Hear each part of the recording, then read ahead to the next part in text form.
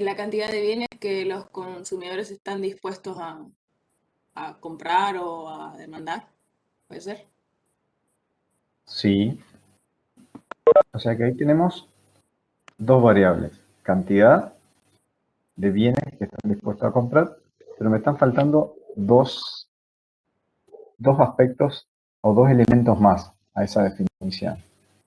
Que pueden y quieren adquirir. Que pueden y quieren adquirir. Correcto, le estamos agregando más elementos, pero están faltando dos elementos fundamentales. ¿El precio y el ingreso? El precio, correcto, el precio, sí. El ingreso después vamos a ver que es una variable que incide en la demanda, pero cuando yo defino el precio sí es un elemento.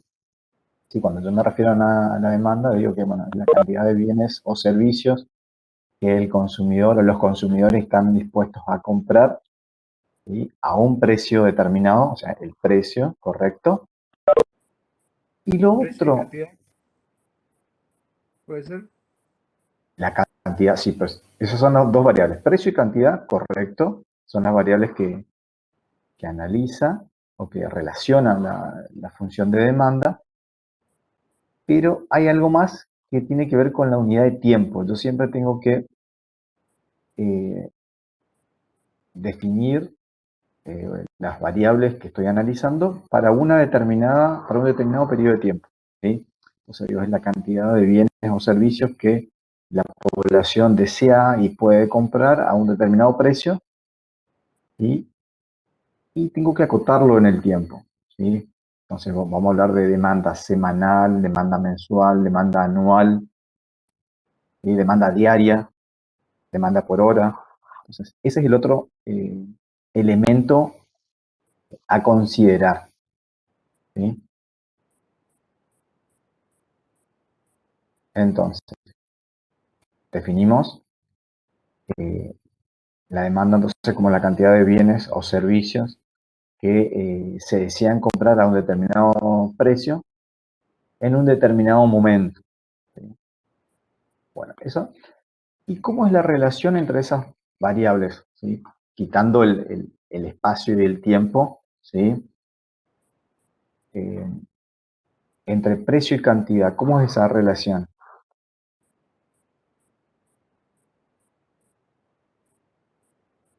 Aumenta precio, disminuye cantidad, aumenta precio. Correcto, correcto. Entonces es una La relación ley inversa. de demanda quiere decir. La ley de demanda, exactamente. Si Eso aumenta me el define la precio, ley de demanda. disminuye las cantidades demandadas. Correcto. Entonces, esto me define la ley de demanda, ¿sí? Si aumenta el precio, disminuye la cantidad que la población está dispuesta a comprar. Si baja el precio, si disminuye el precio, aumenta las cantidades que están dispuestas a comprar. Entonces, esta relación entre precio y cantidad demandada es inversa, podemos decir, ¿sí? Es inversa. Hasta ahí eso me define la ley de demanda. Hoy lo que vamos a ver, ¿sí?, vamos a repasar de todas maneras, ¿cuáles son los determinantes de la demanda? A ver, o sea, ¿qué factores inciden para que la población o un consumidor desee comprar más o tome la decisión de comprar más o menos de un bien?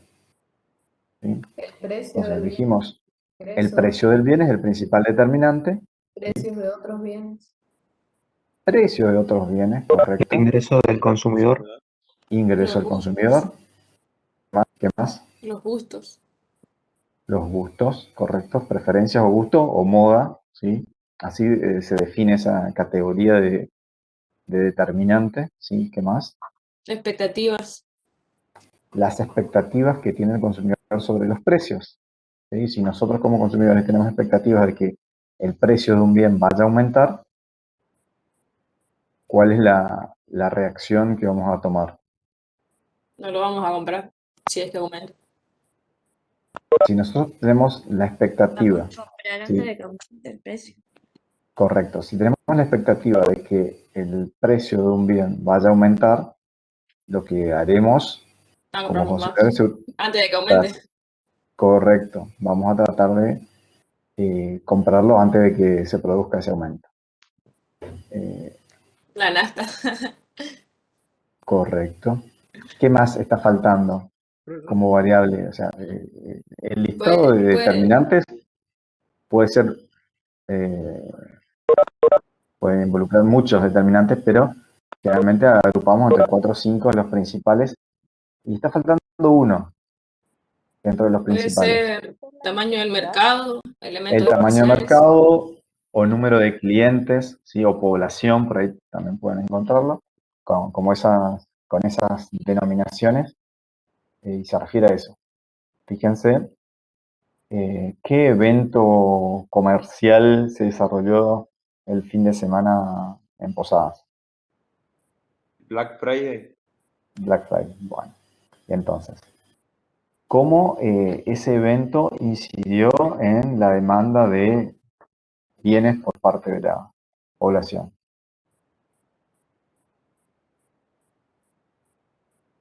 Se van a demandar muchas más cantidades por las ofertas, supongo, ¿no?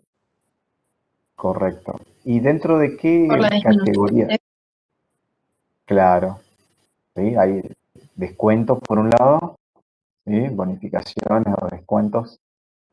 eh, entonces, además, ese evento atrae a compradores que no son de Posadas, sino que son de otras localidades del interior, porque también había promociones o algún tipo de beneficios en hoteles, en hotelería, gastronomía.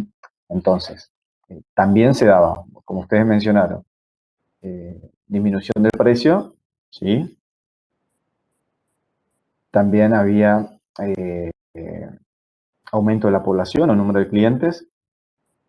Estamos hablando de personas del interior que se desplazan hacia Posadas para poder adquirir los bienes o poder hacer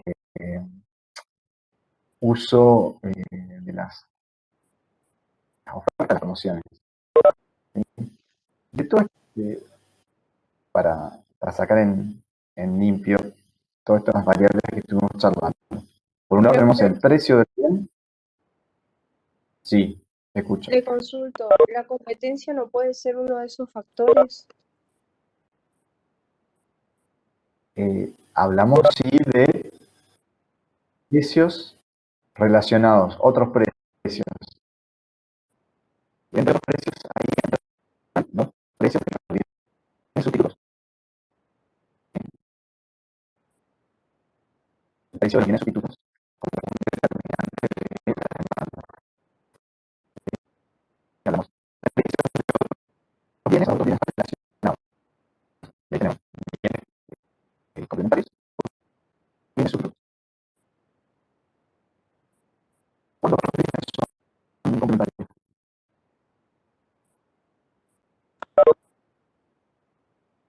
identificar o definir los bienes cuando son complementarios.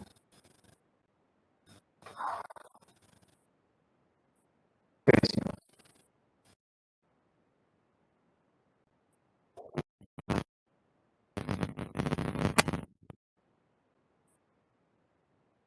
Cuando los bienes son complementarios.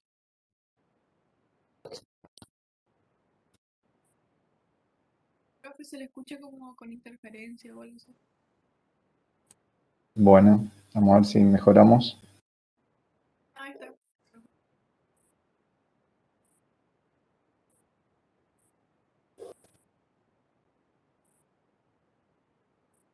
Bueno, les decía, ¿cuándo dos bienes son complementarios? Les decía, ante la consulta de si la competencia era un factor determinante, mencionaba que el precio de otros bienes es un determinante de la demanda. Cuando hablamos de precios de otros bienes, hablamos de precios de bienes complementarios y bienes sustitutos. ¿Cuándo dos bienes son complementarios? ¿Cómo se definen los bienes complementarios? Cuando se complementa uno a otro para satisfacer una misma necesidad. Cuando el precio Claro, de cuando uno le afecta a otro, aumentándolo. claro, son bienes que se consumen en forma conjunta, se complementan, por eso hablamos de que se complementan. Y como se consumen de forma conjunta, al variar el precio de uno de esos bienes, termina afectando la demanda del otro. ¿Sí?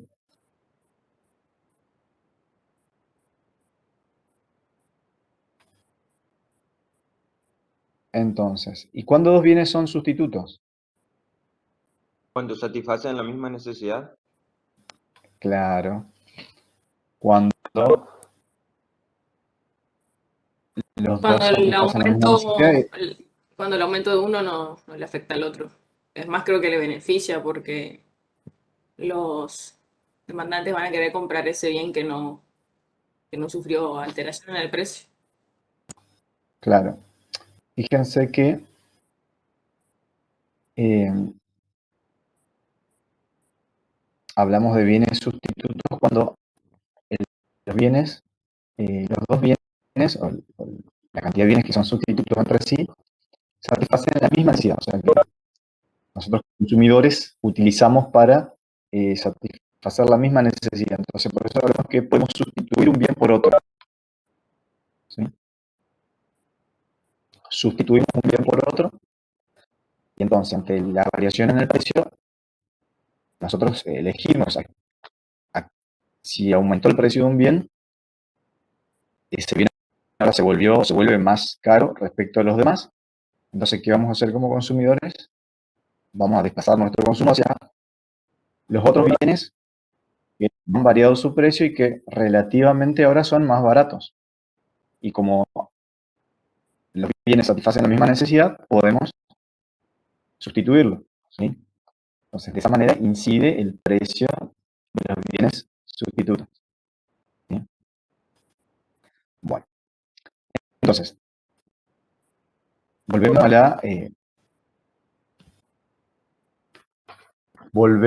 a la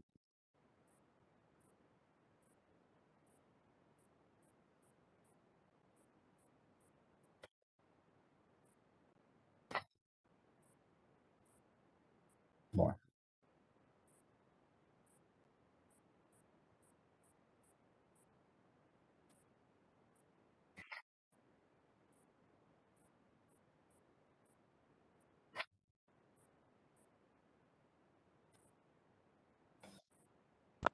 volvemos a la discusión entonces de eh, los bienes, los factores determinantes de la demanda. ¿Sí? Habíamos dicho, por un lado, el precio del bien y por otro lado tenemos el ingreso, la población o número de clientes,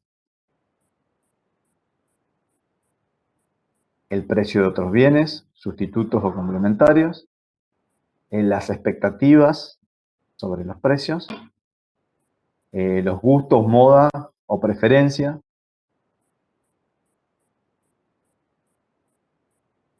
Y entonces, ¿por qué yo digo, por un lado tenemos el precio de un bien, del bien y por otro lado los otros determinantes? ¿Cuál es la diferencia? Que el precio del bien hace que se mueva la demanda sobre sobre la línea. Y los otros factores hacen que se desplace la curva, que se desplace hacia arriba o hacia abajo. Correcto, entonces, cuando hablamos de que lo que se modifica, cuando hablamos de, estamos estudiando la demanda de un bien, decimos que lo que se modificó es el precio del bien, cuya demanda estamos analizando, entonces lo que ocurre es que si varía el precio, vamos a tener un movimiento sobre la función de demanda. O sea, vamos a movernos de un punto a otro sobre la misma función de demanda. Eso es lo que va a ocurrir. En cambio, si lo que se modifica es el precio, ¿sí? el precio de los bienes sustitutos, o se modifica el ingreso del consumidor, o aumenta el número de clientes, digo, la población aumenta, o hay expectativas de que el precio vaya a aumentar. Entonces, eso termina incidiendo en la demanda. Hay un movimiento, ¿sí? Pero no un movimiento, sino que un desplazamiento de toda la curva de demanda, ¿sí? Hacia la derecha cuando aumenta la demanda y toda la curva se desplaza hacia la izquierda cuando disminuye la demanda, ¿sí? Entonces, por ejemplo, un aumento del ingreso hace que se desplace toda la curva de demanda hacia la derecha. Un aumento de la población mismo provoca un desplazamiento de toda la demanda hacia la derecha. Si un bien se pone de moda o aumentan los gustos y preferencias por ese bien, ¿qué va a ocurrir? Se va a desplazar hacia la derecha toda la demanda, ¿sí? Entonces, esa es la diferencia. Cuando hablamos de que lo que se modifica es el precio del bien, tenemos movimiento sobre la curva de demanda, y cuando hablamos de que se modifica cualquiera de los demás factores determinantes, vamos a hablar de desplazamientos de la curva de demanda. Profesor, ¿Hasta ahí? ¿me escucha? Sí, le escucho. Puede ser de que dos bienes, o sea, sean complementarios, pero no sea recíproco. O sea, uno es complementario de otro, pero el otro no es complementario del primero. Y tendríamos que analizar en particular y ver por qué llegamos a esa conclusión, ¿sí? O ¿Cuál de sería última el que eje? no tenga el mismo efecto, que no golpee tanto el aumento del precio de uno al otro como lo hace al revés, ¿entiende? Sí, o sea que el efecto podría darse, pero no en forma directa, o no es tan directo el impacto como usted me dice. ¿Cuál sería el ejemplo que usted está pensando? Eh, no, o sea, por ejemplo, a mí se me ocurre el ejemplo que había tirado el profesor ayer de la combinación del Fernet y la Coca, por ejemplo. Pero ¿qué pasa? A ver, si aumenta la Coca va a aumentar el Fernet, pero la Coca no depende del Fernet en sí, o sea que si aumenta el Fernet no creo que disminuya la cantidad demandada de Coca, ¿se entiende? Es más grande la Coca que el Fernet. Claro, no, es que siempre va a ocurrir eso. Eh, los bienes que se consumen en forma conjunta tienen esa relación de complementariedad, ¿sí? Pero además, por supuesto, cada bien tiene su demanda individual, ¿sí?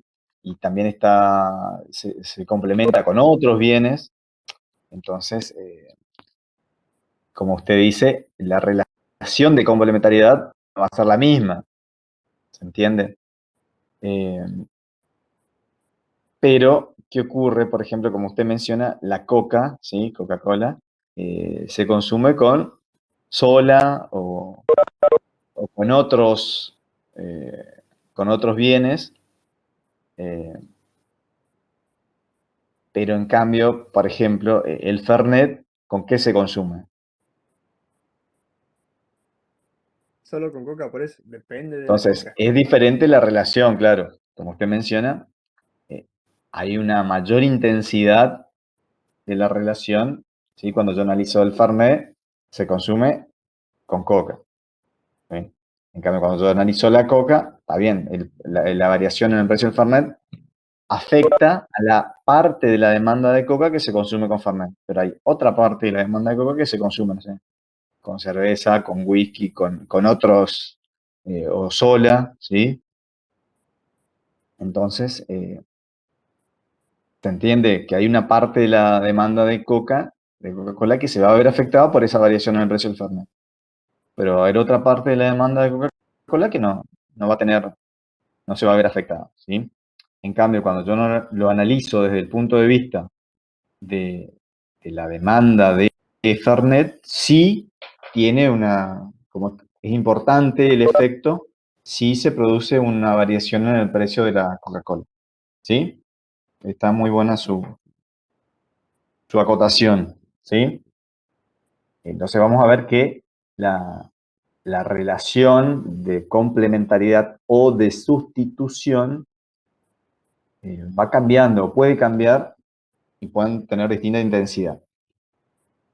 Bueno, entonces vemos que la ley de demanda me dice que si aumenta el precio de un bien, como consumidores disminuimos la cantidad que estamos dispuestos a comprar. Y ocurre lo contrario, si baja el precio del bien, estamos dispuestos a comprar mayor cantidad de ese bien. ¿Sí? Entonces,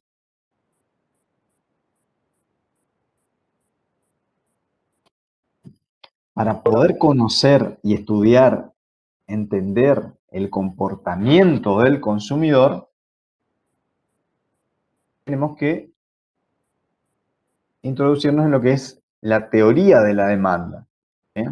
Donde tratamos de explicar por qué el consumidor se comporta de esa manera, por qué tomamos decisiones de esa manera, por qué aumentamos o deseamos comprar más cuando disminuye el precio del bien y por qué deseamos comprar menos de un bien si aumenta su precio.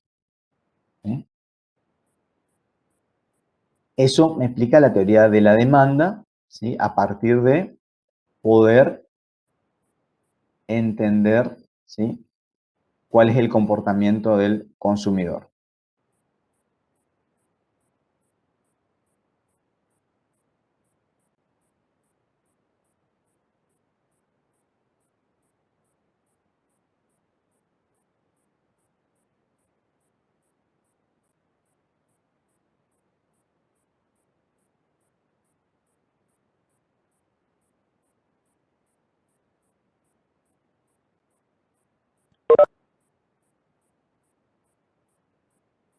Bueno, vamos a compartirle.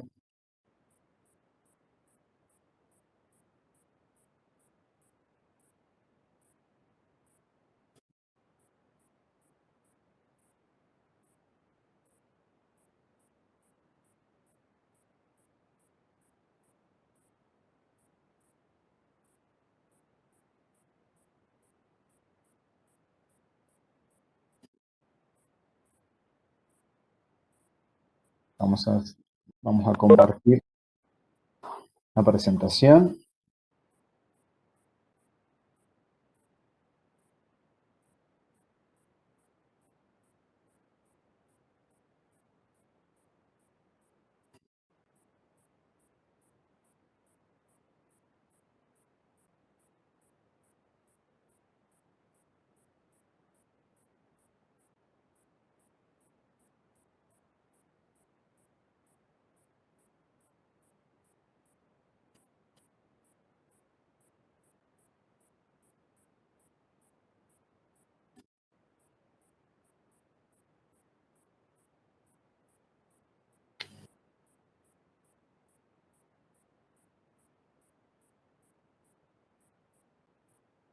Bueno, me confirman si están viendo la presentación. Sí, Se profe. ve, profesor. Sí, profe. Sí, profe. Bueno, entonces, habíamos mencionado que, bueno, desde los dos lados, ¿sí? Cuando analizamos la demanda, tanto los compradores como los vendedores, o sea, los consumidores y los empresarios, tomamos decisiones. ¿Sí? En esas decisiones que tomamos, vamos interpretando las señales que nos da el mercado, ¿sí? Como ustedes mencionaron, mencionamos hoy algunos de los factores determinantes que nos dan señales y que nos invitan a tomar decisiones como consumir más o consumir menos, comprar más, comprar menos. ¿Sí? Si lo analizamos desde el punto de vista de los vendedores, desde el punto de vista de los empresarios, es importante poder conocer e interpretar esas señales que va dando el mercado, hacia dónde deben apuntar su negocio, porque si no se tienen en cuenta esas señales que da el mercado, esto lo puede llevar a situaciones no deseadas, como la quiebra, la insolvencia, ¿sí? Que no puedan continuar con su negocio. Entonces, la teoría microeconómica, ¿se acuerdan cuando analizamos la economía y que distinguimos entre economía positiva y economía normativa? Dentro de lo que es la economía positiva, que describe la realidad, explica cómo funciona la realidad, se formula la teoría microeconómica, ¿sí? Esto me permite explicar, ¿sí?, las decisiones que tomamos, tanto consumidores como empresarios, ¿sí? Las decisiones que tomamos, ¿sí?, como agentes económicos, siempre tomamos esas decisiones enfocadas en conseguir determinados objetivos, ¿sí? Esos objetivos varían o cambian de acuerdo a si nos comportamos como una unidad de consumo o como una unidad de producción, es decir, como consumidores o como productores. Cada uno persigue su finalidad o su objetivo. En el caso de los consumidores, ¿qué perseguimos? Maximizar nuestro nivel de utilidad o nuestro nivel de satisfacción que obtenemos del consumo de los bienes y servicios.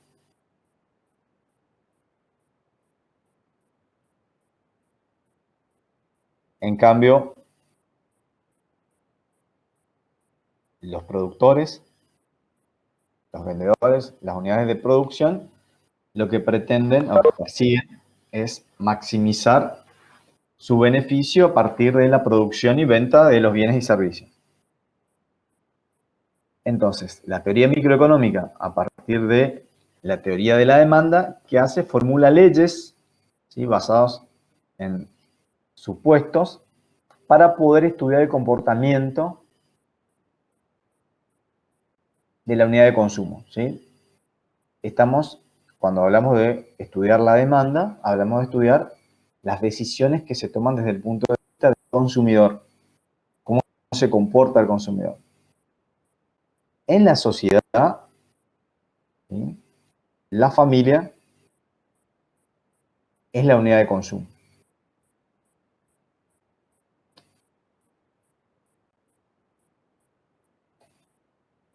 ¿Cómo, les consulto a ustedes, cómo se define un bien? Si yo tengo que definir un bien, ¿cómo lo voy a definir? Es todo aquello que se utiliza para satisfacer una necesidad. Correcto, ¿sí? Un bien o servicio es todo aquello que tiene la capacidad para satisfacer una necesidad. Entonces, para que sea un bien debe ser útil, ¿sí? Entonces hablamos de que un bien o un servicio es útil cuando tiene la capacidad para satisfacer una necesidad.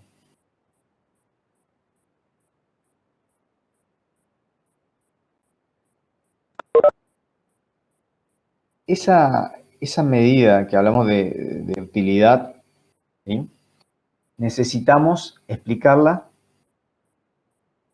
para poder entender el comportamiento del consumidor, ¿sí? El grado de utilidad o de satisfacción que provoca el consumo de los bienes no es igual para todas las personas, ¿sí? Entonces necesitamos estudiar y explicar el comportamiento del consumidor a partir del análisis de la utilidad. Y por eso es que se formula toda una teoría de la utilidad para poder explicar las decisiones que tomamos como consumidores. Para poder medir la utilidad, podemos identificar dos enfoques, o sea, dos formas de estudiar y de poder explicar cómo tomamos decisiones como consumidores, ¿sí? Hay un enfoque ordinal y otro enfoque cardinal. Estos enfoques o estos estudios lo que buscan es explicar por qué la curva de demanda tiene esa forma, por qué cuando aumenta el precio del bien deseamos comprar menos, por qué cuando baja el precio del bien deseamos comprar más, ¿sí? Entonces, explican la forma de la curva de demanda. Vayamos a entender el primer enfoque, que es el enfoque cardinal. ¿Sí? Entonces, los primeros economistas trataron de explicar, ¿sí?, la utilidad, ¿sí?, y le asignaron un valor, un número. ¿Sí? Entonces, los primeros economistas, podemos mencionar Jevons, Menger o Al-Ras, ¿qué hacen? Relacionan el principio marginalista con la teoría de la utilidad. ¿Qué es esto del principio marginalista? Cuando yo hablo de principio marginalista es que yo puedo tomar decisiones en el margen. ¿Eh? Es decir, voy tomando decisiones de comprar más, ¿sí?, o comprar menos de acuerdo a los beneficios que voy obteniendo. ¿Sí? Compro una unidad del bien y analizo si el beneficio generado es positivo o es mayor que el costo de comprarlo, entonces decido comprar una unidad adicional. Y así voy analizando con cada unidad que compro, comparo beneficios con costos y voy tomando la decisión de continuar, o sea, comprar más o dejar de comprar. Para este enfoque, el enfoque cardinal, ¿qué dicen? Que la utilidad se puede medir. Y este enfoque dice que yo puedo medir la utilidad que genera el consumo de un bien a los consumidores. Le asigna números absolutos, ¿sí?, al nivel de satisfacción, al nivel de bienestar que produce el consumo del bien. Esa es la característica de este enfoque.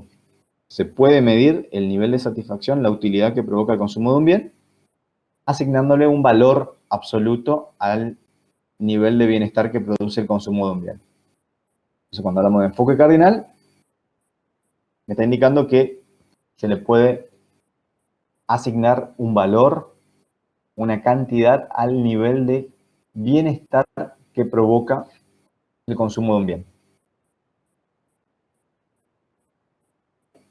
Esto se enfrenta o tiene una limitante, una restricción importante, es que en realidad no se puede cuantificar el nivel de satisfacción que provoca el consumo de un bien. ¿Por qué? No todas las personas obtienen el mismo nivel de satisfacción de consumir las mismas cantidades de bienes.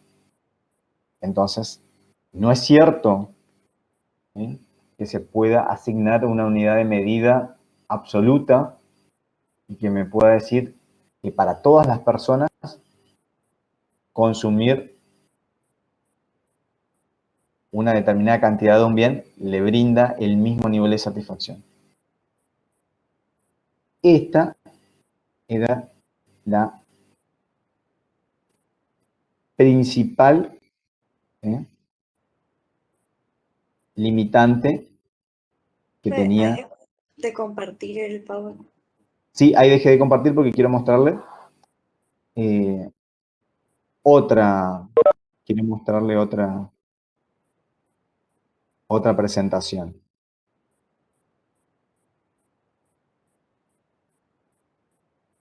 Entonces, ese es el enfoque cardinal que tiene esa limitante, ¿sí? No es posible, en realidad, medir de manera objetiva el nivel de satisfacción que provoca el consumo de un bien, porque para todas las personas no es el mismo. Entonces, este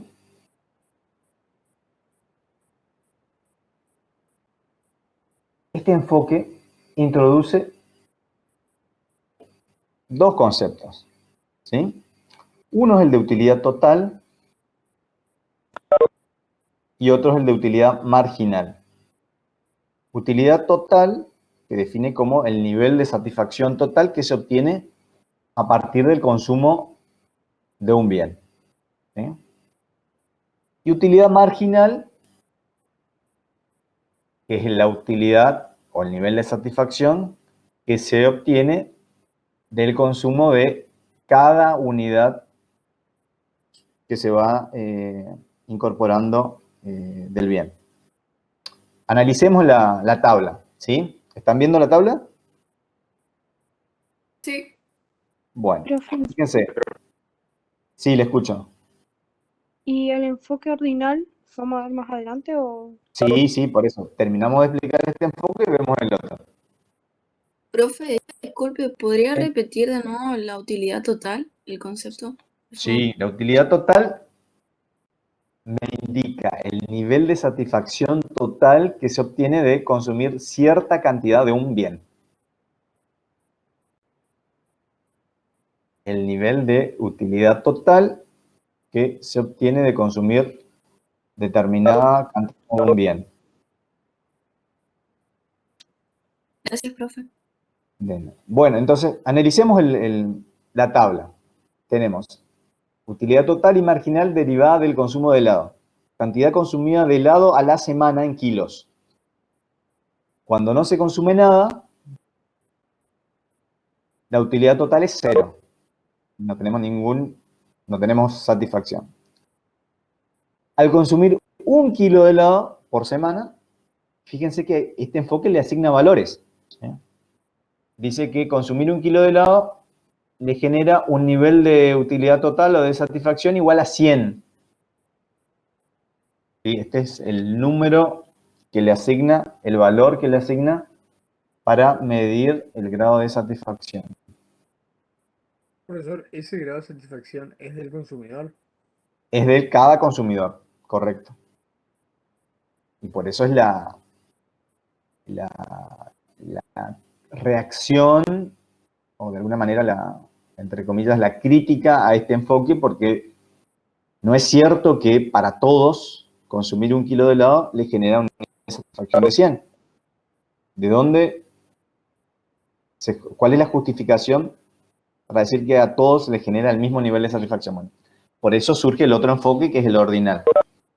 ¿Sí? Cómo reacciona a este enfoque. Fíjense que, decíamos, al consumir 1 kilo de helado por semana, la utilidad total que obtiene el consumidor es igual a 100. Si consume 2 kilos de helado, el nivel de satisfacción aumenta a 180. Y así, a medida que aumenta el consumo, ¿sí?, a mayor cantidad de kilos, mayor nivel de utilidad total. ¿Sí? Y así, por ejemplo, al consumir 5 kilos de helados, el nivel de satisfacción total es de 300. Entonces, utilidad total, dijimos, el nivel de satisfacción total que obtiene el consumidor de consumir determinada cantidad del bien. Entonces, si consume 5 kilos de helados, la utilidad total es de 300. Es decir, que la relación es a mayor cantidad de bienes consumidos, mayor utilidad total. Eso por ahora. ¿Sí? Y vayamos a definir la utilidad marginal. ¿Sí? Que decíamos es estudiar el nivel de satisfacción, pero que agrega cada unidad adicional que se incorpora al bien. ¿Sí? Profe, ¿puedes repetir? Al añadir sí, les decía, vamos a explicar la utilidad marginal. Y lo que hace la utilidad marginal es mide o analiza el nivel de satisfacción que agrega cada unidad que se incorpora o que se consume el bien. Entonces, ¿cuál es el nivel de satisfacción que provoca consumir 1 kilo de helado? ¿Sí? Es 100. Pasamos de 0 a 100. Entonces, el primer kilo de helado provoca un nivel de satisfacción de 100. Al consumir 2 kilos de helado, agregar 1 kilo más, el nivel de satisfacción total, de utilidad total, es 180. ¿Cuánto agregó al nivel de satisfacción ese segundo kilo de helado? 80. Les pregunto, ¿cuánto agregó? 80. Entonces, la utilidad marginal, eso hace. Me mide cuál es el grado de satisfacción o la satisfacción, la utilidad que agrega cada unidad sucesiva del bien que vamos incorporando al consumo. ¿Sí? Fíjense, el tercer kilo de helado consumido me genera un nivel total de satisfacción de 240. Ese tercer kilo de helado, ¿cuánto agregó? 60. Profe, Sí, ¿por qué la utilidad marginal es cada vez más chica? Porque como ya tienen una cantidad cierta de kilos de helado, digamos, cada vez el cliente lo desea menos o algo así. la utilidad marginal es decreciente. ¿Por qué? Fíjense que comparando las dos, hoy decíamos, la utilidad total aumenta a medida que aumenta la cantidad consumida de helados, en este caso. Pero la utilidad total aumenta a medida que aumenta el consumo de bienes. En cambio, la utilidad marginal disminuye a medida que aumenta el consumo de bienes. ¿Por qué? A medida que más consumimos de un bien, menor es el nivel de satisfacción que obtenemos. Esto es así, fíjense. Vamos a suponer que ustedes llegan a su casa y tienen mucha sed. Entonces, el primer vaso de agua que toman le genera un nivel de satisfacción muy alto. ¿Sí? Porque tienen mucha sed, el primer vaso les genera un nivel de satisfacción muy alto. Siguen teniendo sed, entonces toman un segundo vaso de agua, que también le calma la sed y también les genera satisfacción. Pero como ya tomaron el primer vaso de agua, la satisfacción que le genera es menor que la anterior. Si seguimos tomando un tercer vaso de agua, ¿sí? Me sigue generando satisfacción o calmando la sed, pero menos que el segundo vaso y que el primero, porque en realidad ya sacié gran parte de mi sed. ¿Sí? Y así ocurre con el consumo de los bienes. ¿Sí? Profesor, y no va a llegar un ¿Cómo? momento en que la utilidad marginal sea cero. No va a llegar un momento en que sea cero la utilidad marginal. Correcto. Por eso yo hoy les dije, utilidad total aumenta a medida que aumenta el consumo de bienes, pero hasta un cierto nivel. Vamos a ver a qué se conoce como punto de saturación. ¿Sí? Esta utilidad marginal va a llegar un momento, como dice su compañero, que se va a hacer cero. Que significa que vamos a llegar a un punto de saturación de que cuando seguimos agregando, no sé, 7 kilos de helado, 8 kilos de helado, en vez de provocarme satisfacción, me va a provocar insatisfacción ya, seguir consumiendo de más helado. Profe, ¿Sí? En esta tabla no está representado, pero podemos seguir agregando, consumir 6, 7, 8, 9 kilos de helado, y vamos a ver que si consumimos 9 kilos de helado, seguramente el valor va a ser negativo. ¿Sí? Porque en vez de provocarnos satisfacción, ya nos va a provocar insatisfacción, malestar. Sí, alguien quería preguntar algo. yo quería saber si también se le puede llamar punto de saciedad. También, Cero. sí, podría ser, sí. Sí, podría ser. Vamos a ver que es correcto, podría llamarse así. En la bibliografía se conoce como punto de saturación, ¿sí? Que es donde la utilidad marginal es cero. Es decir, que hasta esa porción, hasta esa cantidad del bien, el consumidor obtuvo satisfacción. A partir de consumir unidades sucesivas, ya la utilidad marginal se va a hacer negativa. ¿Sí? Como yo les decía, aquí no está en esta tabla, pero podríamos seguir agregando y no sé. Vamos a suponer que el sexto kilo de helado, la utilidad marginal sea 0, y el séptimo kilo de helado ya menos 20. ¿Sí? Entonces el séptimo kilo de helado, en vez de provocarle satisfacción, le provocó insatisfacción porque le generó indigestión. otro problema, malestar, ¿sí? Entonces, la utilidad marginal es decreciente, ¿sí? Porque a mayor consumo del bien, menor es el grado de satisfacción que obtenemos de las unidades sucesivas del bien. ¿Cómo dijo que se llama cuando da cero? Punto de saturación. Ah, gracias. Si representamos gráficamente la utilidad total y la utilidad marginal, fíjense, mientras la utilidad total crece, y fíjense que crece cada vez más lento, a un ritmo decreciente, esto se explica por la utilidad marginal, que es decreciente. Entonces, al consumir mayor cantidad de helado, la utilidad total crece, ¿sí? Pero el ritmo de crecimiento es cada vez más lento. Y la utilidad marginal, ¿sí?, es decreciente a medida que consumimos mayor cantidad del bien. Se va a hacer negativo, o sea, va a ser cero, perdón, en el punto de saturación. Cuando la utilidad marginal es cero, la utilidad total va a estar en su punto máximo, ¿sí?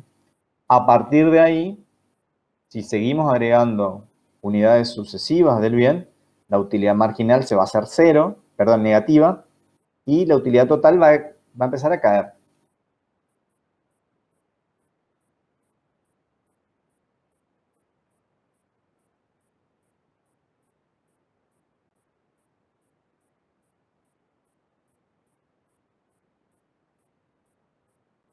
Entonces, seguimos ahora con la otra presentación porque le quería mostrar.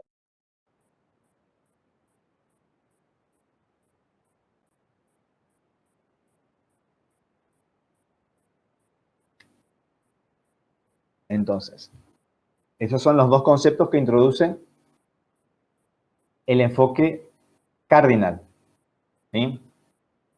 Bueno. Entonces, podemos decir que la utilidad marginal disminuye a medida que aumenta la cantidad que consumimos de un bien, ¿sí? ¿Por qué? Porque hay una relación inversa entre cantidad disponible y utilidad del bien. Mayor abundancia, mayor cantidad consumida del bien, menor utilidad marginal, ¿sí? Acuérdense que tenemos que distinguir utilidad marginal de utilidad total, ¿sí? Es diferente. Profe, ¿relación inversa qué? Relación inversa entre cantidad disponible del bien y utilidad del bien.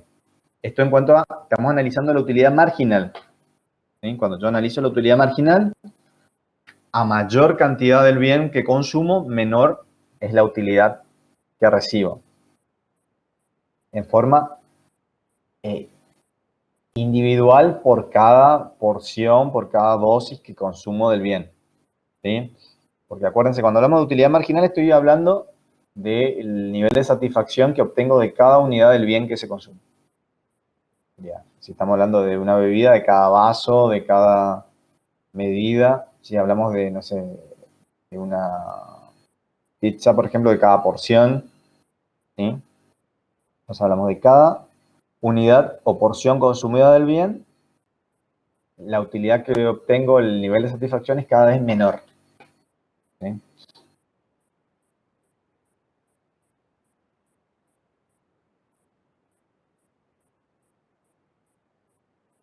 Entonces, esa es una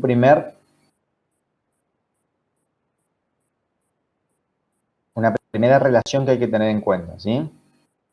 Que la utilidad marginal es decreciente. Y a medida que se incrementa la cantidad consumida del bien, la utilidad marginal disminuye.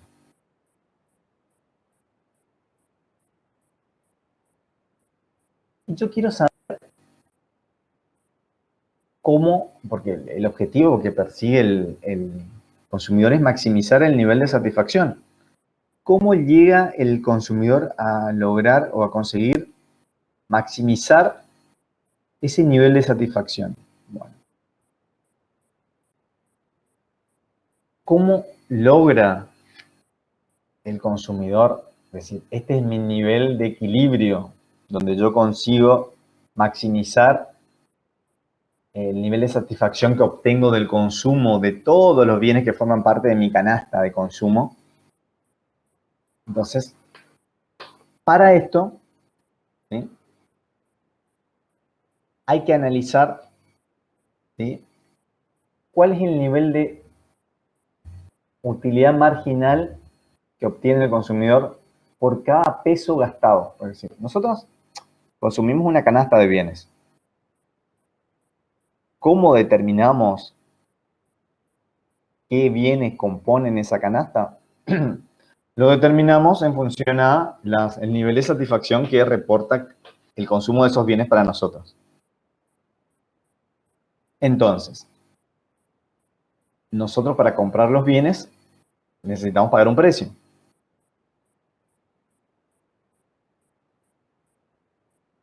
Pagamos un precio para poder consumir los bienes que nos reportan cierto nivel de satisfacción, cierto nivel de utilidad. Para poder maximizar el nivel de utilidad que obtenemos del consumo de todos los bienes que forman parte de nuestra canasta, tenemos que lograr que la utilidad marginal obtenida por la última unidad consumida de todos los bienes que forman parte de nuestra canasta sea igual para todos. Entonces, ¿Puede repetir eso, por favor? sí, por eso ahora vamos, fíjense ustedes que hablamos. Si tenemos diferentes bienes, llamémosle bien X, bien Y, ¿sí?, nuestra canasta de bienes está conformada por muchos bienes. Entonces, yo para poder maximizar el nivel de satisfacción que obtengo del consumo de todos los bienes, lo que voy a tener que tratar es que obtener por cada peso gastado el mismo nivel de satisfacción. ¿Sí? Entonces, la utilidad marginal por cada peso gastado en el bien X, ¿sí?, yo la puedo calcular como utilidad marginal obtenida del consumo del bien X dividido el precio del bien X. Este cociente me da como resultado cuál es la utilidad marginal que obtengo por cada peso que gasté en X. Es decir, lo que yo hago es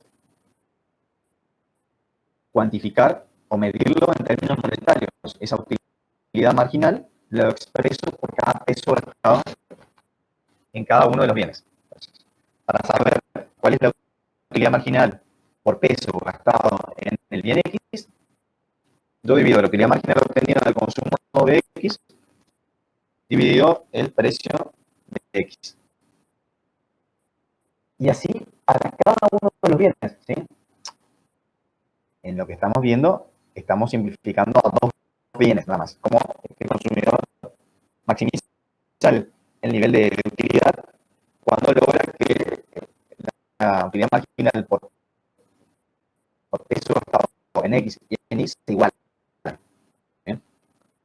Entonces, yo voy a maximizar mi nivel de satisfacción cuando logre que por cada peso gastado en X y en Y obtenga el mismo nivel de satisfacción.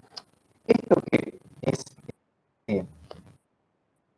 muy abstracto, ¿sí?, es lo que nosotros hacemos de manera inconsciente. Nosotros cuando vamos al supermercado, vamos a comprar, dividimos nuestro ingreso y decimos, compro esta cantidad de bien, de aquel bien compro hoy, esta cantidad, y esas decisiones que tomamos de manera consciente o inconsciente, estamos aplicando esta regla. Profe, se le escucha Nosotros, re sí, mal.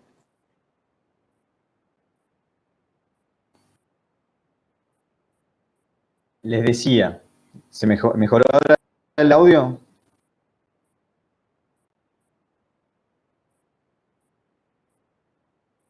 Puede Algo, volver a la profesor, pero Más o se menos. escucha igual.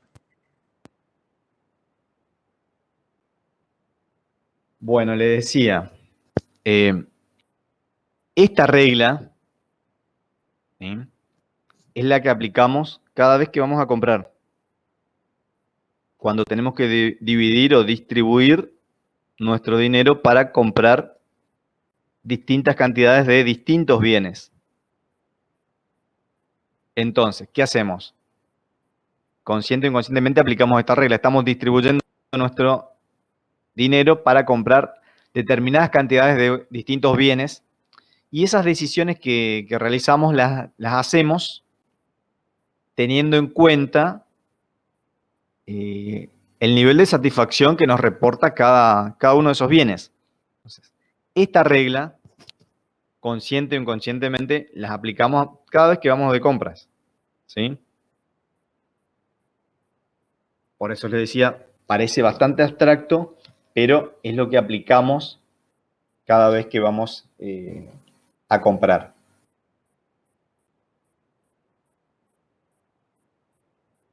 ¿Creo que UM significa unidad o es un N, dice? ¿Cómo? La sigla que usted puso arriba del precio, ¿qué significa? Utilidad marginal del bien que estamos analizando, el bien X en ese caso, sobre el precio de X va a ser igual a utilidad marginal de Y sobre el precio de Y.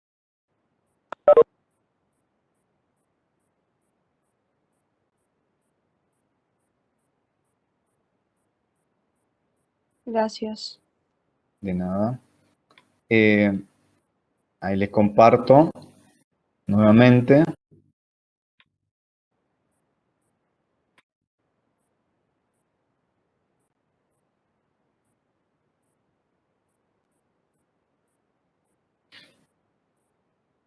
Esta ley se conoce como Ley de Utilidades Marginales Ponderadas. ¿Por qué? Porque lo ponderamos por peso, ¿sí?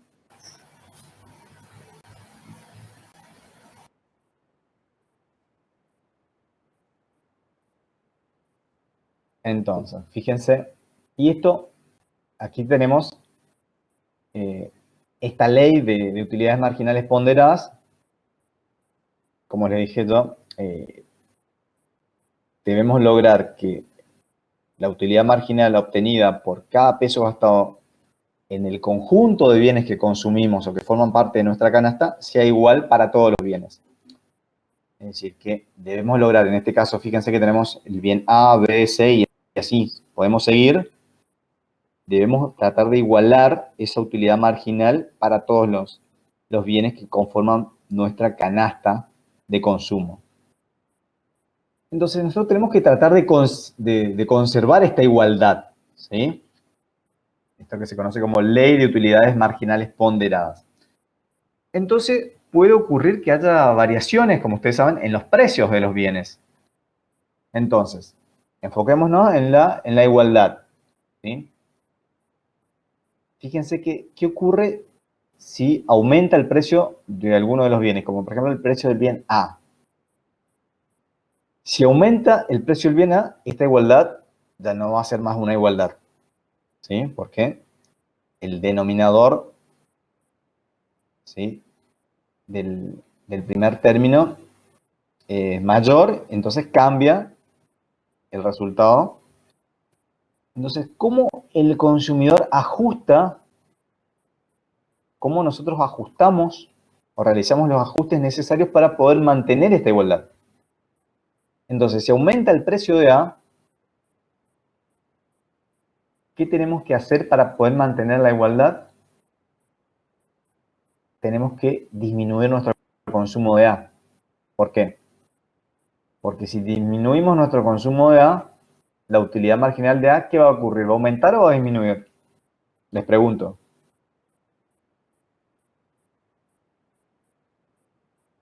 Va a disminuir.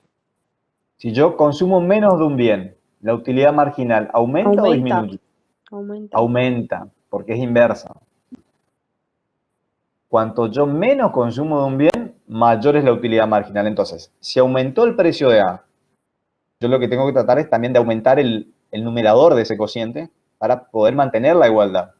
Entonces, por eso es que cuando aumenta el precio de A, yo tengo que disminuir el consumo de A para poder aumentar la utilidad marginal de A. ¿Sí? Entonces ahí empezamos a entender por qué tenemos eso. Vieron que nosotros la ley de demanda decíamos, si aumenta el precio de un bien, tenemos que disminuir el consumo de ese bien. Con esto que estamos viendo, estamos tratando de explicar en forma analítica, teórica, por qué reaccionamos así. Estamos tratando de analizar el comportamiento del consumidor y explicar el fundamento de por qué reaccionamos así, y eso explica la forma que tiene la función de demanda. Que tiene pendiente negativa. ¿Por qué? Porque si aumenta el precio de un bien, necesitamos disminuir el consumo, la cantidad consumida de ese bien, para poder mantener esta igualdad que me permite mantener, estar en equilibrio y maximizar mi nivel de satisfacción del consumo de todos los bienes que forman parte de mi canasta de consumo. ¿Sí? Entonces, así vamos a tener como consumidores, vamos realizando ajustes a medida que se producen variaciones en los precios de los bienes. Por eso es que cuando aumenta el precio de un bien, como consumidor tenemos que realizar los ajustes y reducir el consumo de ese bien para poder mantener la igualdad y mantener máximo el nivel de satisfacción que obtenemos del consumo de toda nuestra canasta de bienes. Esto me explica la pendiente negativa que tiene la función de demanda. Me explica que por qué a medida que aumenta el precio, consumimos menos. ¿Sí? Entonces, esto es la explicación teórica de la forma de la función de demanda del enfoque cardinal. ¿Sí? Vayamos a ver ahora el enfoque ordinal. ¿Sí? Por ahora vimos el enfoque cardinal que decíamos, se puede medir el nivel de satisfacción que se obtiene del consumo de un bien. Podemos asignarle un valor y se introduce el concepto de utilidad total y de utilidad marginal. Pero decíamos, este enfoque tiene un problema, una limitante, una restricción que no es Se lo cierto. escucha re mal. Decía que este enfoque tiene un problema, una restricción, un límite, que tiene que ver en que no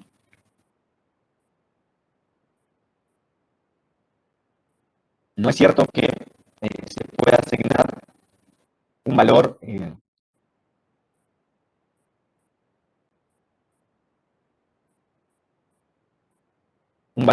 o un nivel de satisfacción igual para todos los bienes, para todas las personas.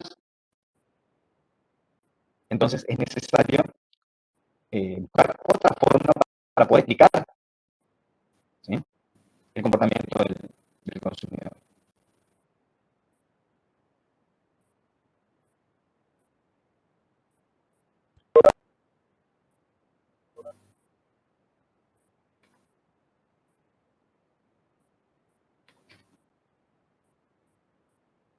Entonces surge el enfoque ordinal. El enfoque ordinal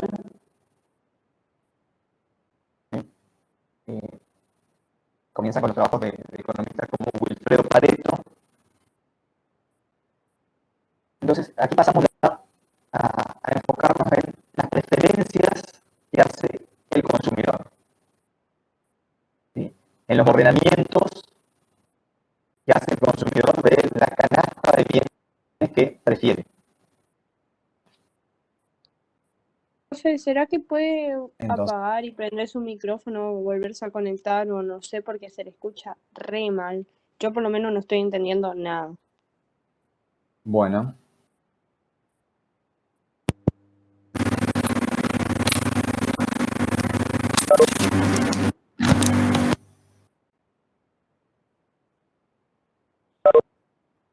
Decía, Me dicen si se escucha ahora mejor, si mejoró un poco el audio.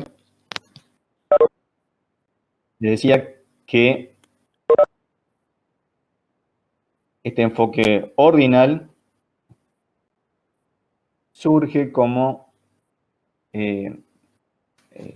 reacción a la imposibilidad o la dificultad que tiene el enfoque cardinal de medir objetivamente, porque no es cierto que se puede medir en forma objetiva el nivel de satisfacción que provoca el consumo de un bien para todas las personas. Entonces, es necesario buscar otra forma de poder explicar el comportamiento del consumidor. Y este enfoque ordinal se centra en las preferencias, en el orden que los consumidores asignan al conjunto o a la canasta de bienes que consumen. Entonces, el criterio que utiliza el enfoque ordinal se basa en que como consumidores ordenamos las preferencias de los bienes en función de la satisfacción de las necesidades.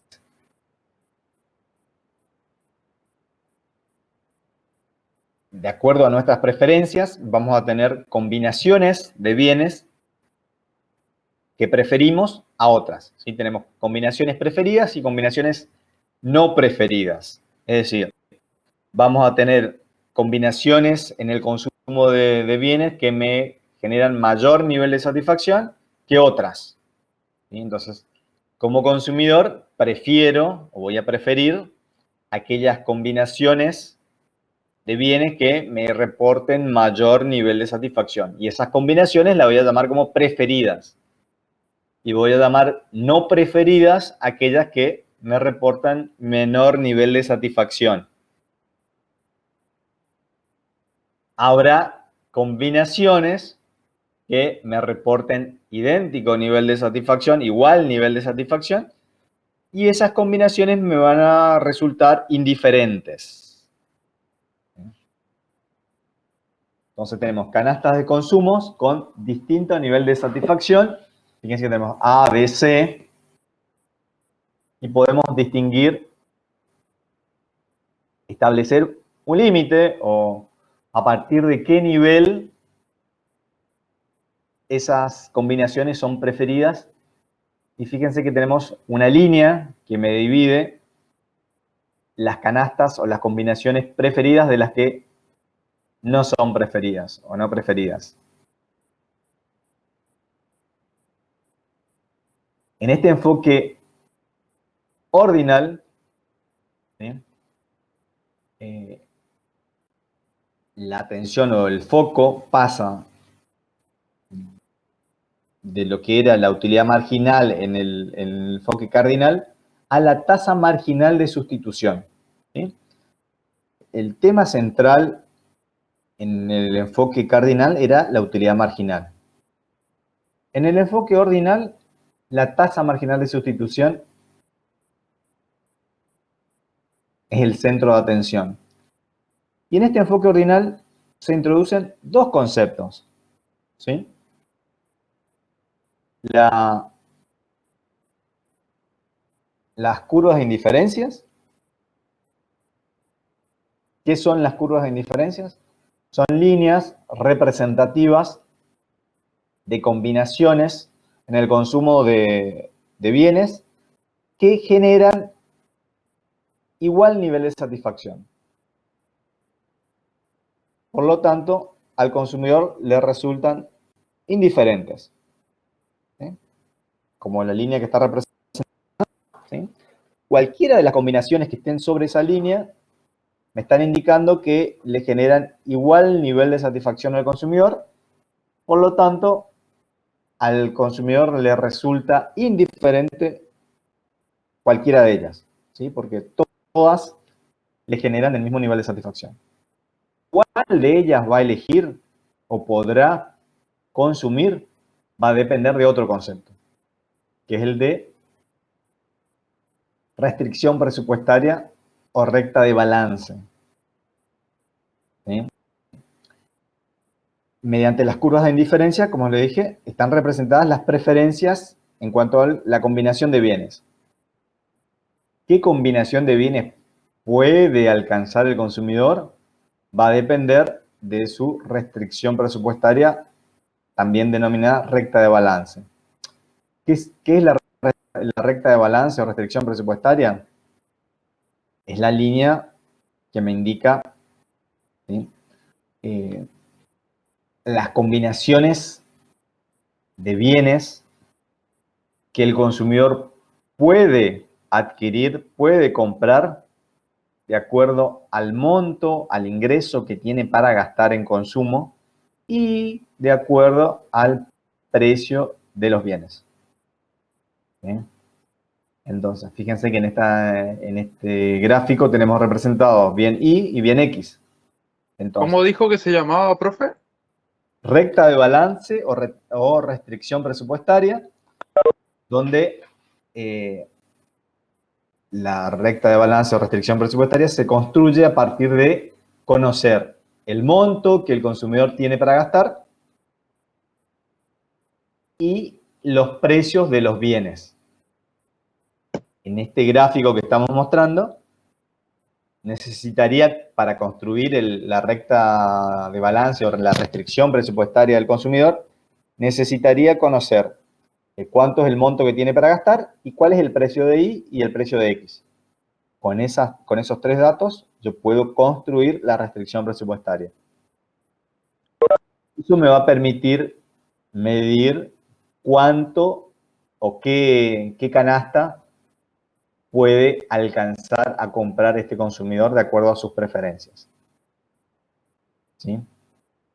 Entonces, mediante las curvas de indiferencias se reflejan las preferencias del consumidor, me indica las combinaciones de bienes que tienen el mismo nivel de satisfacción y mediante la restricción presupuestaria podemos identificar qué combinaciones de bienes puede comprar ese consumidor. ¿Sí?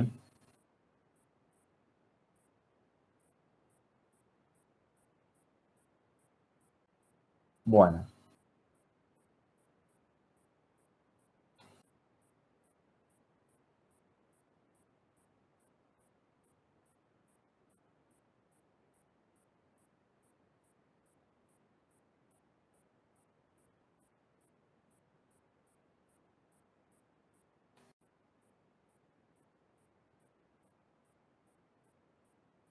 Decíamos, entonces, en la teoría de la utilidad, en este enfoque ordinal, el centro pasa a ser la tasa marginal de sustitución. Se introduce el concepto de curva de indiferencia y de restricción presupuestaria. Bueno, las curvas de indiferencia, sí, como lo vimos, ¿sí? Fíjense, aquí tenemos tres curvas de indiferencia y tenemos una restricción presupuestaria entre bienes X e Y. Bueno, la restricción presupuestaria, fíjense que me está indicando qué combinaciones de bienes puede adquirir el consumidor.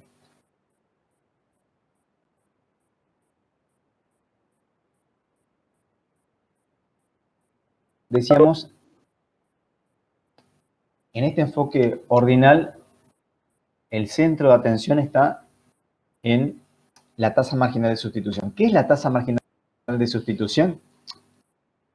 Es la relación de cambio, o sea, cómo el consumidor pasa de una canasta o de una combinación de bienes a otro. Decíamos que en la curva de indiferencia teníamos representadas todas las combinaciones de bienes que le generaban el mismo nivel de satisfacción al consumidor. ¿Sí? Todas le generan el mismo nivel de satisfacción. Pasarse de una a otra, ¿sí?, se puede medir a través de la tasa marginal de sustitución. ¿Sí? La tasa marginal de sustitución lo que me dice es cómo el consumidor va cambiando, va pasando de una combinación a otra. ¿Sí? Esta tasa marginal de sustitución no es más que la pendiente de la curva de indiferencia. ¿Sí?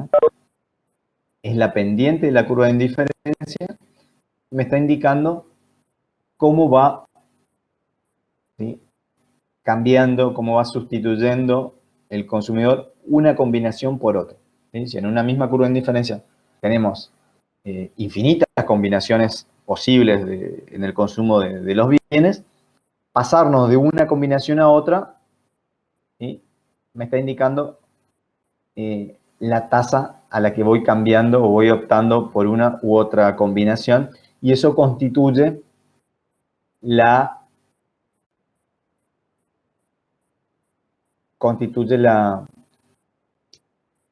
pendiente de la curva de indiferencia. Le quiero mostrar con otro ejemplo.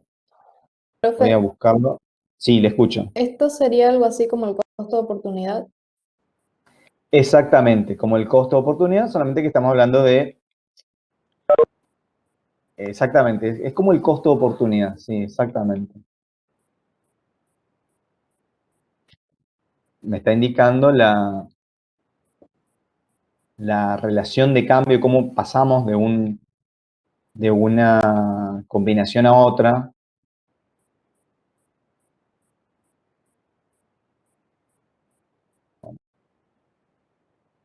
Estoy buscando para mostrarles.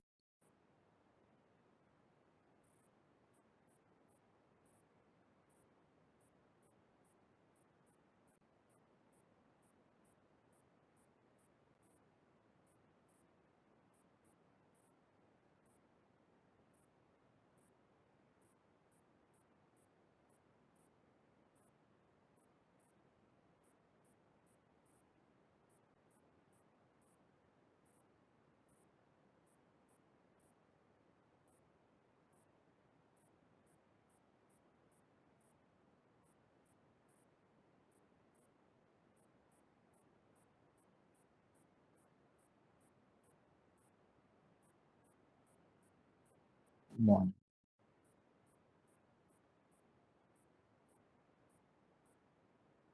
Profe, ¿qué era la curva de sí, indiferencia? la curva de indiferencia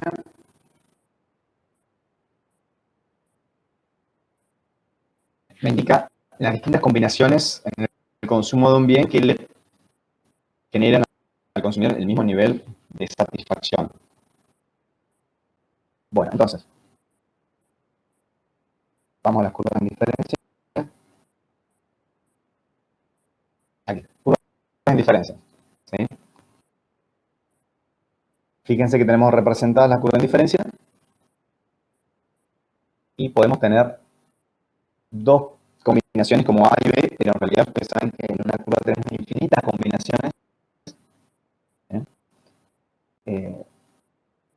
Son combinaciones en el consumo de bienes. Generalmente, para poder simplificar, hablamos de canastas de consumos, o simplificamos a que esa elección se refiere al consumo de dos bienes, X e Y, o le asignamos, no sé, bienes de vestidos, bienes de alimentos, bienes de consumo, bienes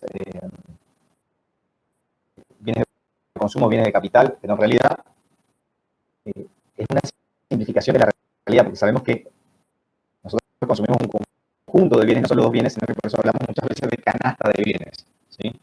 Las elecciones que hacemos respecto a canastas de bienes. Entonces,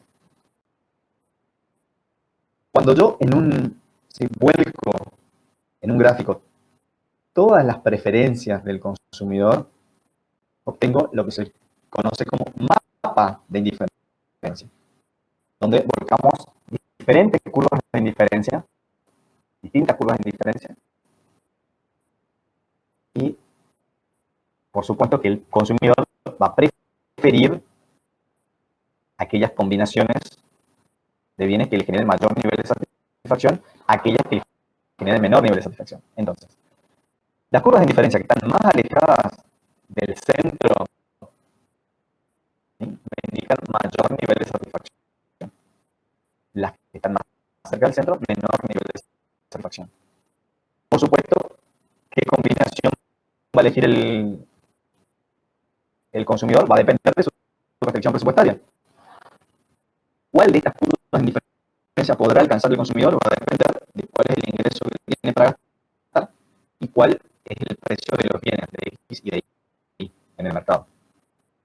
Eso va a determinar la recta de balance y va a decir, bueno, hasta qué combinación puede alcanzar este consumidor.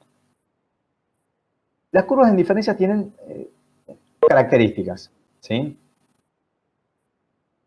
Tienen pendiente negativa, esto por la tasa marginal de sustitución, que es negativa, ¿sí?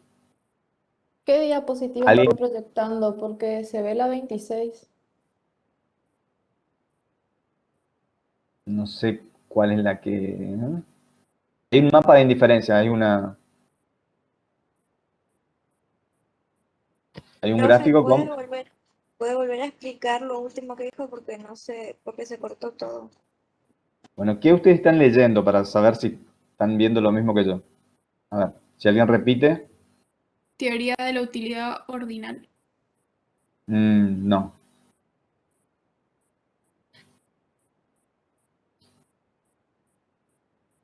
Ahora sí vemos la curva de la inferencia. Ah, bueno, pero vamos a ver.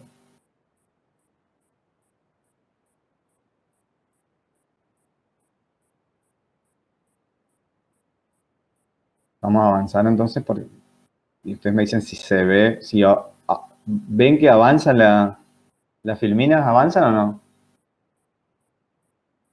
No, profe, se quedó en la misma nomás.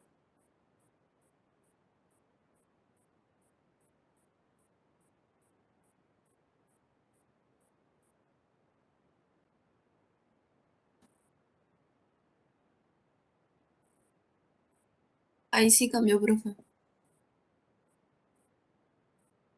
Bueno, vamos a hacer así entonces porque aparentemente cuando yo comienzo a proyectar no ven ustedes.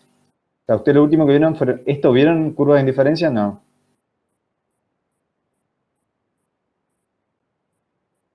No, profe. No, esa es la 33, nosotros nos habíamos quedado en la filmina 26. Bueno. Entonces el problema es cuando comienzo yo a ver.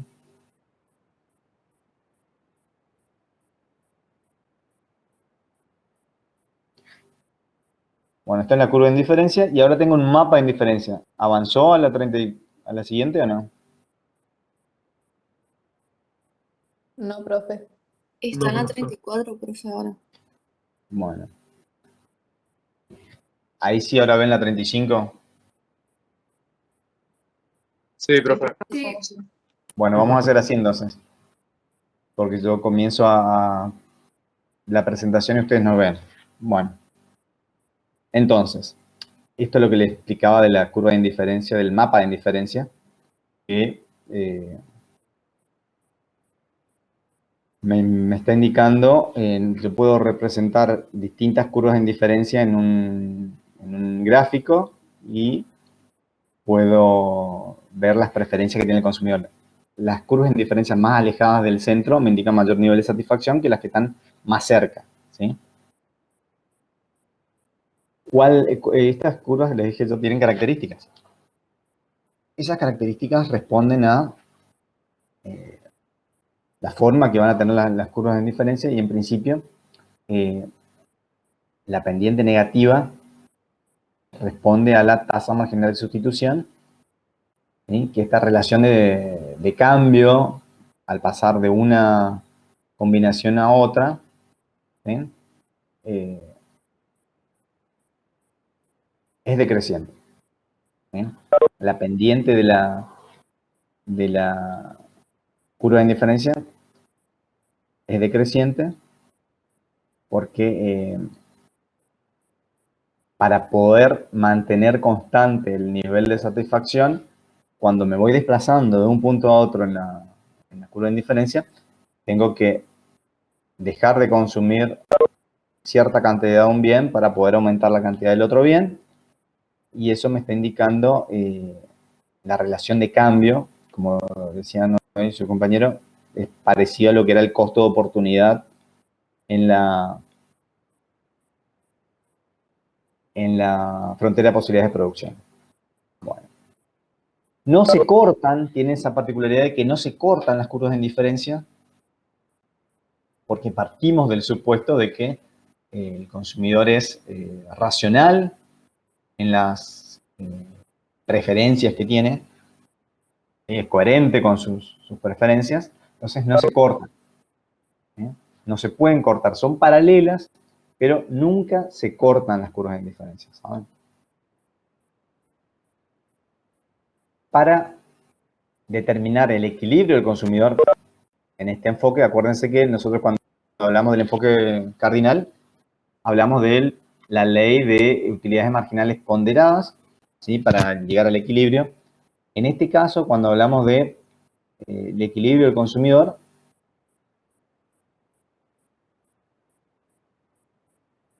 vamos a ver, necesitamos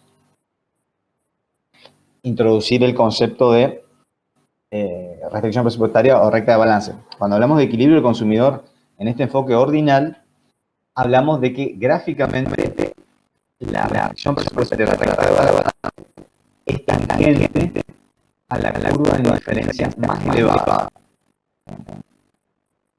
Entonces, decíamos hoy que la restricción presupuestaria o recta de balance se construye a partir de conocer el precio de los bienes y el monto que el consumidor tiene disponible para gastar.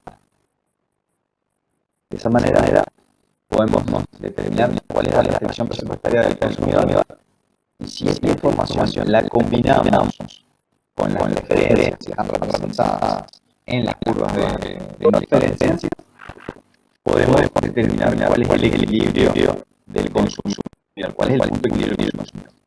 Pero antes de determinar el equilibrio del consumidor, dijimos algunos conceptos más de la restricción presupuestaria. Como decíamos, es una restricción presupuestaria porque está indicando un límite a dónde puede comprar el consumidor. Y cualquier combinación que esté en la recta o por debajo de la recta, el consumidor podrá consumir cualquier combinación que esté por encima de la recta inalcanzable.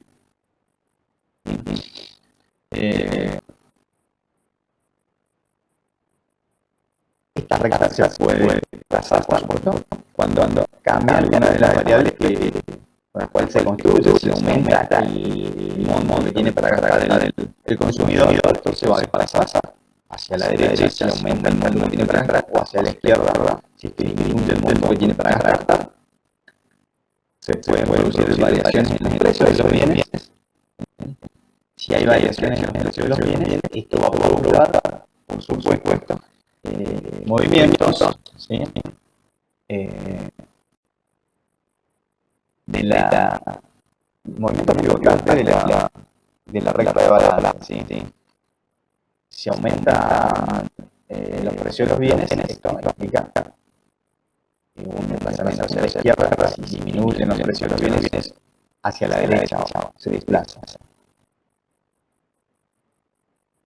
Tenemos en este gráfico, si a partir de una una recta, una restricción presupuestaria inicial que está representada en azul.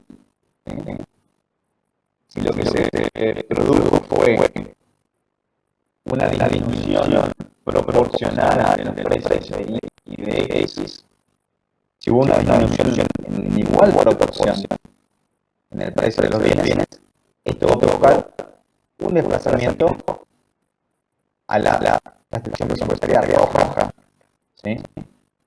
Pasamos de la azul a la roja cuando hay una disminución proporcional en el precio de los bienes. Puede ocurrir que lo que se modifique es el precio de uno solo de los bienes, ¿sí? Vamos a poner que disminuyó únicamente el precio de X y se mantuvo constante el precio de Y. Entonces, vamos a tener un movimiento pivotante reflejado con la nueva recta presupuestaria que está representada en color celeste, ¿sí? Ese va a ser el desplazamiento que va a tener sobre el eje del bien Y, porque únicamente se modificó el precio de Y. Bueno, ahora vayamos al equilibrio que decíamos. ¿Cuándo va a estar en equilibrio? Cuando logra, ¿sí? Maximizar sus beneficios, el nivel de satisfacción en el consumidor, cuando con su recta de balance, con su restricción presupuestaria, alcanza la curva de diferencia más elevada posible. Eso en forma gráfica. En forma analítica, ¿sí? En forma analítica decimos que cuando sucede esto, cuando la pendiente de la curva de diferencia se iguala a la pendiente de la recta de balance o la restricción presupuestaria. Cuando la tasa marginal de la institución, que es la pendiente de la curva de diferencia, se iguala con la pendiente de la recta de balance, que es la inversa del cociente de los precios.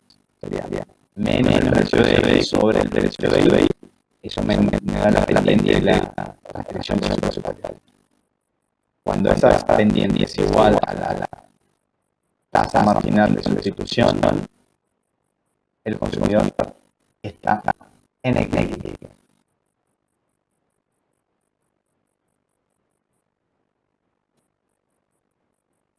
¿Se podría volver a explicar eso? Sí, por supuesto.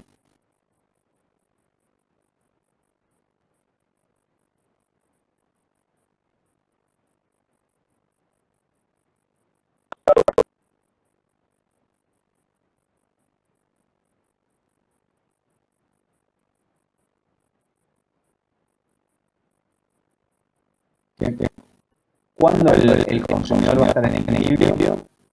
Cuando la pendiente de la restricción presupuestaria y de la curva de diferencia es igual. ¿Por qué?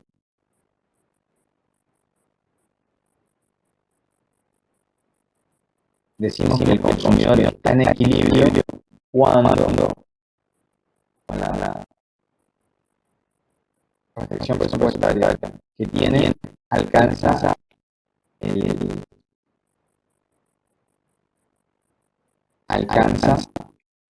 la curva de diferencia más elevada posible. Gráficamente, eso yo lo puedo ver con la tangencia entre la tangencia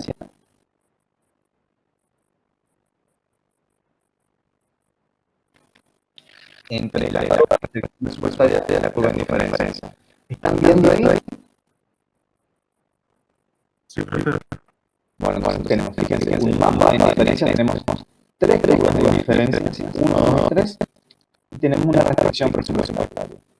Gráficamente, cuando esa restricción presupuestaria es tangente a una curva de diferencia, a la más elevada posible, ¿sí?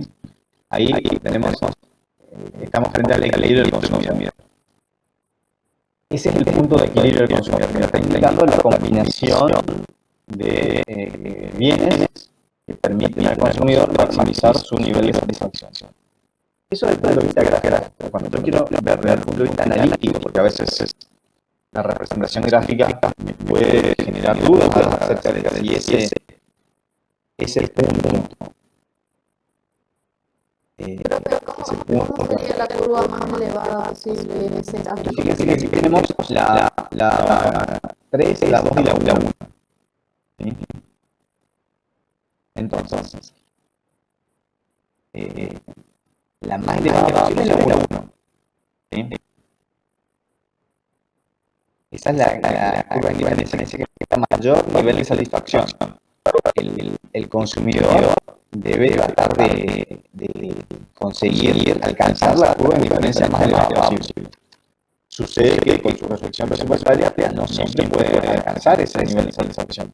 Entonces, trata con su restricción presupuestaria, trata de conseguir, ¿sí? Alcanzar aquella curva de diferencia más elevada. En este caso, en el gráfico alcanza la 2. ¿Sí? Eso es lo que alcanza. ¿Sí? Eso es lo que está acá. Desde el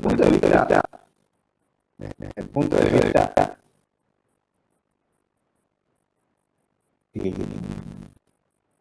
analítico, porque gráficamente me puede generar dudas de cuál es la combinación óptima. Desde el punto de vista analítico, yo sé que el consumidor está en equilibrio cuando igualan las pendientes de la recta presupuestaria con la curva de diferencia. Esto es cuando la tasa marginal de sustitución, que es la pendiente de la curva de diferencia, es igual al cociente de precios de los bienes, que es la pendiente de la reducción presupuestaria. En la finalidad dice, en el óptimo, la tasa marginal de sustitución es igual al cociente de precios o precio relativo de los bienes. Analíticamente, yo debo verificar que se dé eso, que las pendientes de las dos funciones, de la reducción presupuestaria y de la curva de diferencia, sean iguales. De esa manera, me voy a asegurar que el consumidor esté en su punto de equilibrio. Aparte de conocer, pasamos a la página 13, no sé si ustedes lo ven.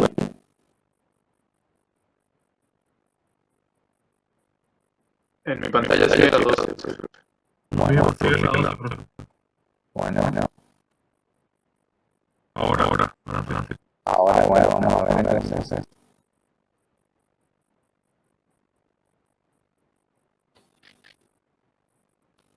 Ven ahora la 13. Sí, profe. ¿Qué tenemos aquí? Tenemos cuatro curvas de diferencia. Mapa de diferencia. Y tenemos también cuatro reproducciones presupuestarias. Porque mediante este análisis, analizando, investigando cuál es el libro del consumo, yo puedo deducir la demanda, no puedo construir la curva de demanda del bien. Entonces, partimos de la primera división presupuestaria, que es hacemos de uno.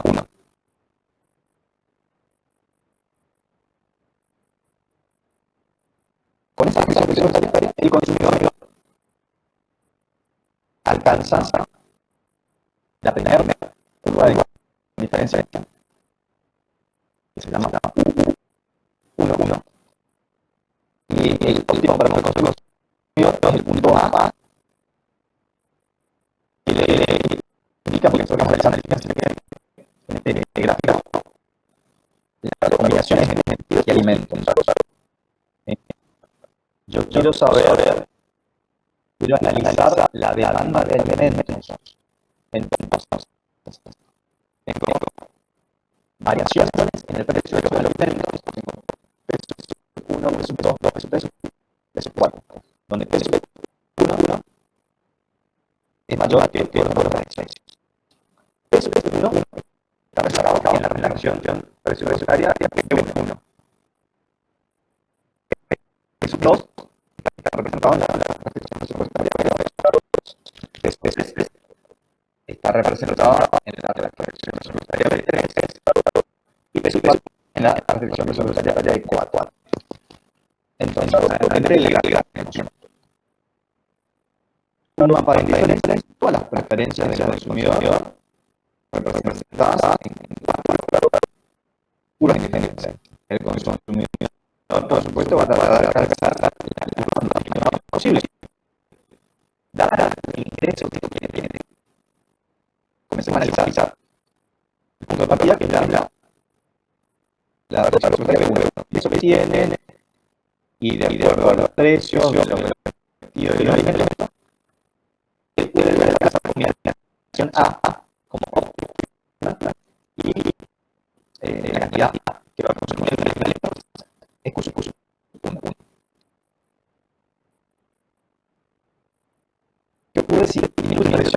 2 se mueve esa presión de suplementaria, abre 2 y esa disminución de presión de los elementos ahora me permite a que el consumidor alcanzar la combinación B como combustible. En esa combinación B va a consumir Q2. Entonces, con un precio E2, la cantidad que va a consumir es la Q2. Con precio de su Q1, el anterior precio consumía su Q1. ¿Qué ocurre si el precio disminuye más y más? Disminuye a esos 3. Tenemos una nueva restricción. Y con esa nueva restricción presupuestaria, el consumidor puede alcanzar la combinación con ese nuevo precio de su P3, ¿sí? Alcanza la combinación C y le califica a los consumidores usuarios. Podemos seguir analizando si continúa disminuyendo el precio de los alimentos. Si el precio de los alimentos disminuye el precio de 4, tenemos una nueva restricción que le permite al consumidor alcanzar la combinación de en esa combinación de precio de precio 4, el consumidor la cantidad de alimentos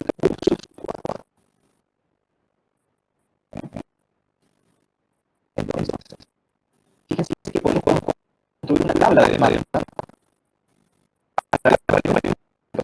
donde vamos a tener precio y cantidad demanda de alimentos. En la columna de precios voy a poner precio 1, ¿cuál es la calidad demandada? Uso 1. Para precio 2, cantidad demandada, uso 2. Para precio 3, cantidad demandada, uso 3. Y para precio 4, cantidad demandada, uso 4. Teniendo la tabla de demanda con la configuración, puedo representar gráficamente la demanda. ¿Sí? Yo puedo representar la demanda de alimentos a partir de conocer los precios.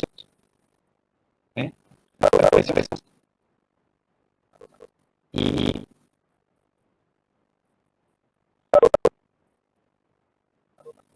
ahí lo voy a compartir, ahí lo ven. Sí, perfecto.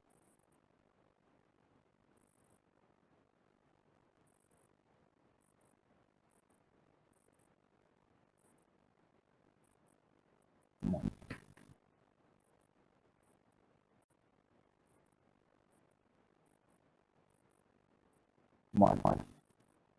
Entonces, vemos que en la parte de abajo del gráfico, no sé si lo ven, tenemos representada la función de demanda. En el anterior no tenemos representada la demanda, sino que tenemos representada las curvas de diferencia y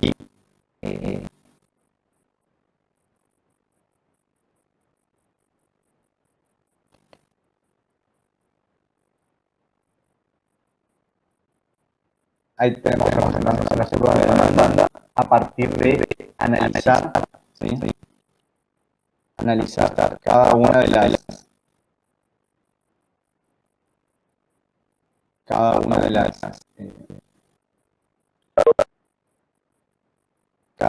las combinaciones óptimas, cada una de las combinaciones óptimas del consumidor, ¿sí? Entonces, de esta manera podemos construir la tabla de demanda y luego representar gráficamente conociendo cómo varían la cantidad óptima que va a comprar el consumidor de acuerdo a las variaciones de los precios. De esta manera deducimos la demanda de bienes por parte del consumidor. Bueno, la semana que viene van a profundizar más esto, ¿sí? Viéndolo con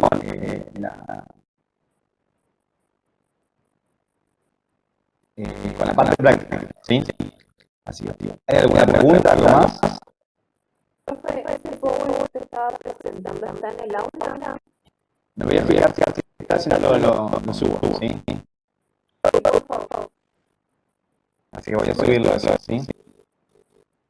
Con alguna consulta más. Gráfico, ¿qué función tenían los vestidos? Que decía algo ahí. Vestidos.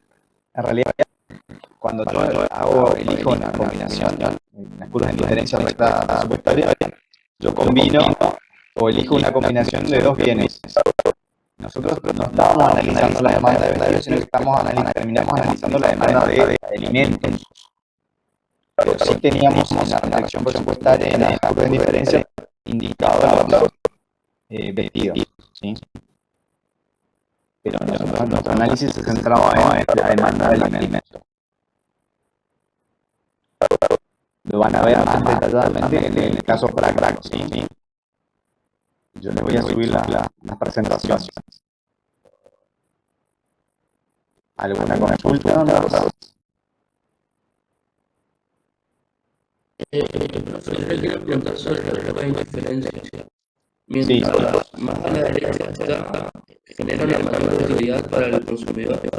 Correcto. Sin importar el precio, o sea, esa variable no entra en juego. La curva de diferencia nos muestra las preferencias. Después, ¿cuál de ellas puede alcanzar el consumidor? Va a depender de la restricción presupuestaria. Y ahí sí entra en juego el precio. Ah, claro. Y el gráfico que vimos casi al último, ahí sí se veía el precio y cuando bajaba el precio, podía corregir claro, podía corregir exactamente, podía alcanzar la que estaba más elevada. Sí. Exactamente. Y la referencia presupuestaria siempre es tangente a la curva de diferencia. En el equilibrio, sí.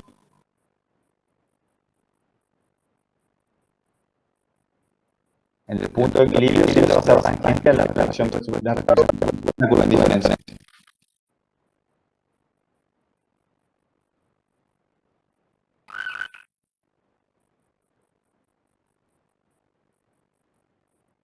Sí, voy a subir al aula el PowerPoint.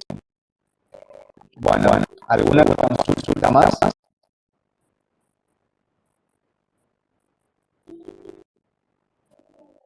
Bueno, si no hay más consultas. Yo quería hacerle una consulta, pero no acerca de la clase, sino de algo personal, digamos. Sí. A partir de la semana que viene yo no voy a poder usar a la mañana para asuntos laborales. Sí. Y yo querría saber